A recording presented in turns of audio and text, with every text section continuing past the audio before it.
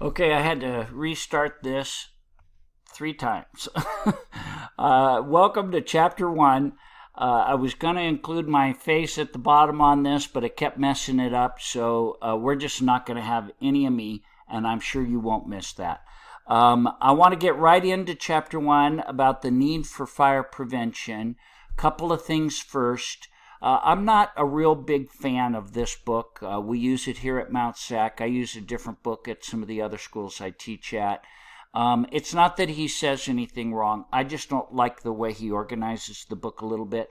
So I just want to warn you, periodically I'll have more to say than the book says, and sometimes we'll skip whole chapters or just skim over them because we think it's, dumb what he has to talk about. So be patient with me as we work our way through this.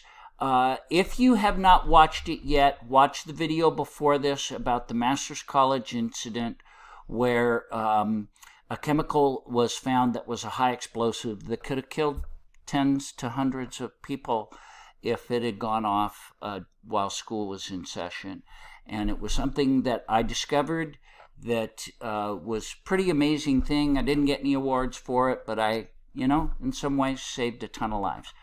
After this, there's going to be another video that's from another class, from another book. That's optional for you to watch. I think you'll learn a lot watching that. It's not real long, but you don't have to watch it. I think it would be beneficial to you to watch it. However, the video about the history of fire prevention and the videos about nightclub fires, that is all for next week, for week 2. It's still part of Chapter 1, and you do need to watch all of those. Those are required. Okay, let's get going here. So, what's the basis, the need for fire prevention? Well, first of all, we have seen the need for more efforts to prevent hostile fires. In America, we have one of the worst fire problems in the world. And part of that is because of people's attitudes. People believe that fire is not going to happen to them. Just like young kids, when they learn how to drive, oftentimes think it'll never happen to me, and they drive too fast, they drive too recklessly. They're new drivers. But, you don't have to be young to be that silly, stupid, I'm going to say. Maybe that's not a nice word to say. But to have that kind of an attitude, it'll never happen to me. A lot of people think that way. It always is possible. Now, another problem is the political process of getting fire prevention. It's a hard sell. It's hard to sell someone on something that they can't see, that's not tangible. Let me use this example. It talks about the insurance industry here. How many of you like to pay your car insurance? Nobody, right? You're paying for something, you're paying a lot of money for something that might be there if you need it, if you have a problem. And it's hard to sell, to spend money, to pay for personnel to be in prevention. So we have to show statistics. We need to show that fire prevention does have an impact. And we also get fire prevention through our regulations and our codes. So historically, America is one of the worst in the whole industrialized world, especially of first world. They use that term for very civilized societies. Our death rate, our injury rate, our property loss is way higher than countries that are similar to ours. Japan, for instance, has nowhere near the death and injury and property loss due to fire. There's a lot of reasons for this, but back in 1973, President Nixon, they used to call him Tricky Dick, and he might have a bad reputation because of Watergate. He did a lot of good things too. He opened up trade with China and relations with China. He did a lot of other things that were good, but there were some things that he's most famous for doing bad. But this was one of the good things. In 1973, he required a commission to do a study on why America has so many fires and the economic loss that it was causing to our nation. So that was followed up in 2000 with America at Risk, and a couple more studies have been done throughout the years, constantly looking at the trends and statistics having to do with fire in America. In 1974, they estimated 12,000 deaths due to fire. 2002 was one of the lowest levels, 3,380. It's not a good idea to use the year of 9/11 because that's a very lopsided number.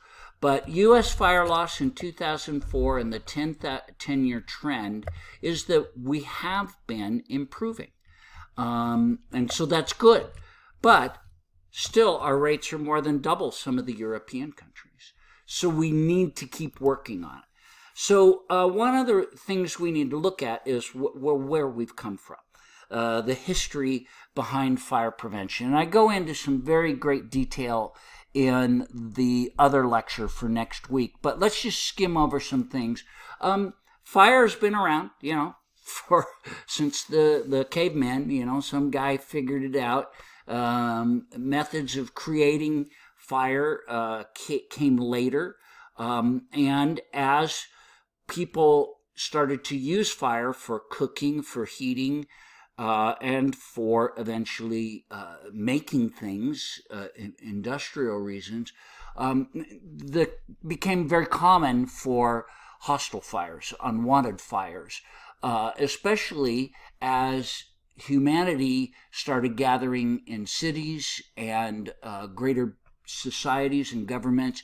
There were more and more problems. However, in places where they still use fire to cook, like Africa, burns and unwanted fires are very common there. So we've had, matches since the Roman time. They were not self-igniting, but there's been friction matches were developed in the 1800s, and the current safety match that we have was developed in the late 1800s. But how about fire prevention? Well, as early as 300 BC, we have recorded attempts, historical writings about attempts at fire prevention. In Rome, they had the Corps Vigile, I don't know how to pronounce that, and these were men that would walk around the city, and they had ways to warn people of fire. Many of them carried axes or other pieces of equipment so that if they saw fire, they would immediately create a reaction. In 24 BC, there was the first municipal fire department. 89th to 11th centuries, more and more cities saw the need for volunteer fire departments, and in 88-72, they had a curfew enforcement in Oxford. William the Conqueror decreed that people have to put out their home fires every night instead of leaving them burning. AD 1500, a lot of the English cities started having regulations for bakers and candle makers, and they started to prohibit wooden chimneys. And in the other video, you'll see I have a lot of talk about, yes, they did use wooden chimneys. Kind of crazy. So they started to mandate that chimneys had to be made out of brick or stone firewalls. It is rare, but you can still find places where they use wooden chimneys. In AD 1666, there was the Great Fire of London, and it burned for 5 days and nights. It was a horrific fire, but it brought about some change. In America, in Jamestown was totally destroyed by fire in 1608. Boston was ravaged many times, had 9 serious fires before the American Revolution. As far back as New Amsterdam, which we now call New York, they had they had fire watch. They had men that would walk around with the rattles. We'll see that in a second. Court ordered particular construction methods, but a lot of the laws as they would come would not be enforced. And the laws, you need to know, were not national laws or even state laws. They were usually per city. So in 1871 was the Great Chicago Fire, and this fire had a huge impact on our nation. In fact, the reason why we have Fire Prevention Week in October is because it's the week of the Great Chicago Fire. However, after the Great Chicago Fire, they changed a lot of laws having to do with the buildings, but safety conditions actually worsened afterwards in a lot of cities. And in the early 1900s, we had the decade of conflagrations. And again, you'll see that in the other video. The insurance industry had a big impact in creating more and more fire prevention. So the National Board of Fire Underwriters, they put out flyers for school children called Safeguarding the Home Against Fire, and put out a lot of educational materials. As I said before, a lot of the early fire prevention efforts had to do with fire watch. And in New Amsterdam, they had these, you see the picture there, these are really collectible antiques, very expensive, but they had these wooden rattles, and they would shake them, and it would go in a circle, and it would make this really loud, obnoxious noise that would alert the other fire watches that there was a fire in the area, and then they would go to the town center, the town bell, and ring the bell, and bring everybody out for a volunteer fire department to put out the fire with bucket brigades or whatever they had. But, early on, they started to limit hazardous occupations, regulate combustible construction, regulate the storage of flammable materials. In Boston, they outlawed using a torch. You had to have a lantern. So in Massachusetts, they even banned outdoor smoking and said you could only smoke your pipe inside. Mostly they smoked pipes back then. So it was mostly non-governmental organizations, private industry, especially the insurance industry, that pushed for fire prevention. And in fact, most of our fire departments were established by insurance companies. And, if you've watched that movie, The Gangs of New York, there's a scene where two groups show up at a fire and they fought over the fire. And one of the reasons why a lot of fire engines have competition to get first into the fire, it's an old tradition back to when the insurance companies and private companies provided fire protection, and being first in meant that you got to be in charge of the fire, and also they would take stuff. But if it was an insurance-based fire company, they would literally drive up, and if you had a plaque like this on it, or a plaque that symbolized that you paid for insurance with that insurance company, they'd put out the fire. If not, they'd drive by. So it was very different, but eventually we had volunteer fire departments. I believe this is Ben Franklin here in a fire chief helmet, and he established one of the very first volunteer fire departments. So, as I said before, the stock insurance industry had played a big part in the beginnings of fire prevention. In 1866, the U.S. Supreme Court ruled that insurance was not interstate commerce, and it could only be regulated by the states. So the insurance industry grew within states and worked with state legislature. Here in the state of California, we have an insurance commissioner that makes sure that the insurance companies don't make too much money, but also make sure that they always do make money because we need them. So an organization called the National Board of Fire Underwriters was a very big player in fire prevention. They started maintaining uniform rates and commissions. They had